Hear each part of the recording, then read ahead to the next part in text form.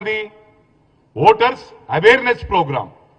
Voters awareness program లో వచ్చి నేను పీక్తా ఏక్తా అని మాట్లాడు ఎంతవరకు రైటో నాకు అర్థం కావట్లేదు. ఏం పీక్తావు నువ్వు? అల్వాలు వచ్చుంటా అంటున్నావు, సిరిసిల్లకు నాకు రారాదా?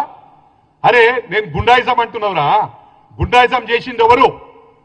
ఒక బ్రాహ్మణ్ కుటుంబాన్ని, అడ్వకేట్ కుటుంబాన్ని మిట్ట మధ్యాహ్నం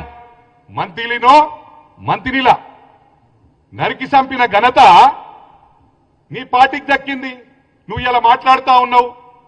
దళితులను ఉష్క మాఫియా చేసినవరా భయ్. 1000 కోట్ల రూపాయలు ఓన్లీ సిరిసిల్లాల నేరెలా సంపాదించడం అని చెప్పి నేను ఛాలెంజ్ ఇస్తుతా ఉన్నా.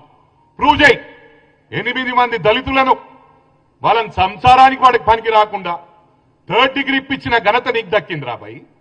టోటల్ పోలీస్ డిపార్ట్మెంట్ ను మిస్యూజ్ చేసిన ఘనత నీది. మరి అదే విధంగా ప్రవాళిక కేసు, ఆ రోజు అమ్మాయి సూసైడ్ చేసుకొని చనిపోయింది. గ్రూప్ 2 ఎగ్జామ్ పోస్ట్పోన్ అయినందుకు ఆయన వాళ్ళ బ్రదర్ క్లియర్ గా స్టేట్మెంట్ ఇవ్వడం జరిగింది. గ్రూప్ 2 పోస్ట్పోన్ కావటం వలన అమ్మాయి డిప్రెషన్ లోకి పోయి సూసైడ్ చేసుకుందని. అరే స్పాంటేనియస్ గా లెట్ ఇట్ బి ఎనీథింగ్.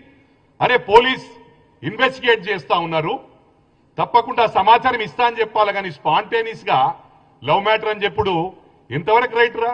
ఒక కుటుంబాన్ని ఉసురు దాక్తారా నీకు? ఈ విధంగా మాట్లాడు, మానేసుకో. నీకు ఫీలింగ్స్, ఇతరుల ఫీలింగ్స్ నిలవది. ఎవరి ఫోన్ లేపావు, పీక్ పడగొట్టినావు. మల్కాజ్గిరికి వచ్చి ఇంతకు ముందు దత్తకు తీసుకుంటా అన్నావు. ఏం దత్తకు తీసుకున్నావు రాబాయ్? నిన్నొచ్చి మళ్ళా నేను నిలబడతా, పీక్తా, పడగొడతా అంటున్నావు. నీ సిరిసిల్లాకు వచ్చి నేను కూర్చుంటారా బాయ్? నేను చేసిన సోషల్ యాక్టివిటీస్ ఎందుకు చెప్తలేవురా?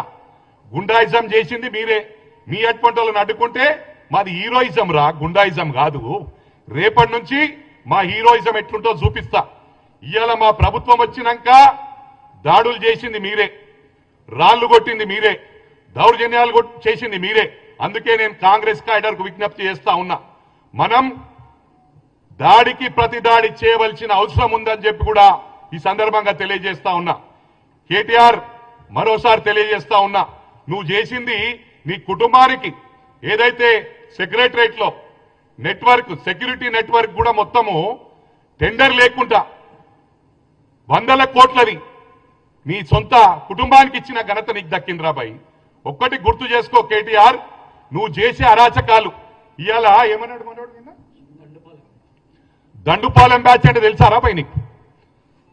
దండుపాలెం బ్యాచ్ అయినా లేకపోతే స్టివర్డ్పురం దొంగలైనా నీకన్నా వాళ్ళకి మినిమం ఎథిక్స్ ఉంటాయి. సొంత చెల్లెది ఫోన్ ట్యాపింగ్ చెయ్యర్రా. సొంత చెల్లెది కాన్వర్జేషన్ ఇనుడు, సొంత బావ ఏం మాట్లాడుతుండో ఇనుడు. ఇది దొంగతనం అంటారు.